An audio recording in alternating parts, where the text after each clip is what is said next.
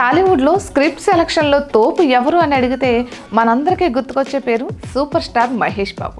ఆయన మొదటి సినిమా నుండి ఒకసారి పరిశీలిస్తే అప్పటి జనరేషన్కి చాలా అప్డేట్గా ఉండే ఆలోచనలతో సినిమాలు చేసేవారు. ప్రతి చిత్రంలోనూ ఆయన ఒక సరికొత్త ప్రయోగం చేసి చూపించేవాడు. కమర్షియల్ జానర్లో కూడా ఆయన ఆడియన్స్కి సరికొత్త థియేటికల్ అనుభూతి అనుభవించేలా సినిమాలు చేసేవాడు. అలా చేస్తే వచ్చినవే ఒక్కడు, పోకిరి, బిజినెస్ మ్యాన్ లాంటి అద్భుతమైన సినిమాలు. ఫ్లాప్ సినిమాలు సైతం మహేష్ బాబువి చూసేందుకే చాలా గొప్పగా ఉంటాయి. ఉదాహరణకి ఆయన ప్రముఖ డైరెక్టర్ సుకుమార్తో కలిసి చేసిన నేనొక్కడినే చిత్రం అప్పట్లో పెద్ద డిజాస్టర్ ఫ్లాప్ అయింది. కానీ ఆ రోజుల్లోనే ఆయన 10 సంవత్సరాల తర్వాత ఆడియన్స్ ఆలోచనలు ఎలా ఉంటాయో ఆ ఆలోచనలకు తగ్గట్టుగా ఆ సినిమాని తీశాడు. ఇక అదే సినిమా ఇప్పుడు విడుదలయ్యి ఉంటే బాక్స్ ఆఫీస్ వద్ద రికార్డుల వర్షం కురిచేది. అయితే ఇలాంటి సినిమాలు తీసి ఎక్కువ శాతం మహేష్ బాబు ఫెయిల్యూర్ని ఎదుర్కోవడం వల్ల ఆయన కమర్షియల్గా సేఫ్గా ఉంటే సినిమాలనే చూస్తున్నాడు. అవి బాక్స్ ఆఫీస్ వద్ద సక్సెస్ అవుతున్నాయి కూడా.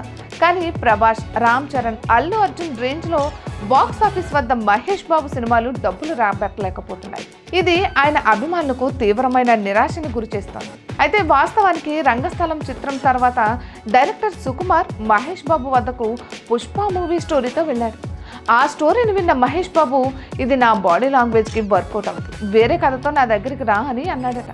కానీ సుకుమార్ అప్పటికే పుష్ప కథకి మాత్రమే స్టిక్ అయ్యాడు. తన దగ్గర ఈ స్టోరీ ఉందని తెలుసుకున్న అల్లు అర్జున్ వెంటనే సుకుమార్కి ఫోన్ చేసి తనతో ఈ ప్రాజెక్ట్ చేయమని అడిగాడట. ఇలా ప్రాజెక్ట్ సెట్స్ మీదకు వెళ్ళి ఇంతటి అద్భుతాలను నెలకొల్పింది.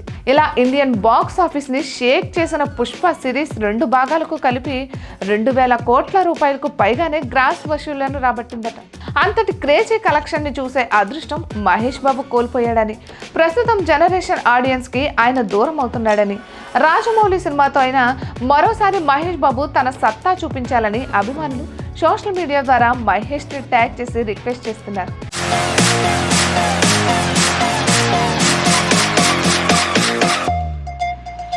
Please do like, comment and share our videos. For more interesting updates, please do subscribe and click the bell icon.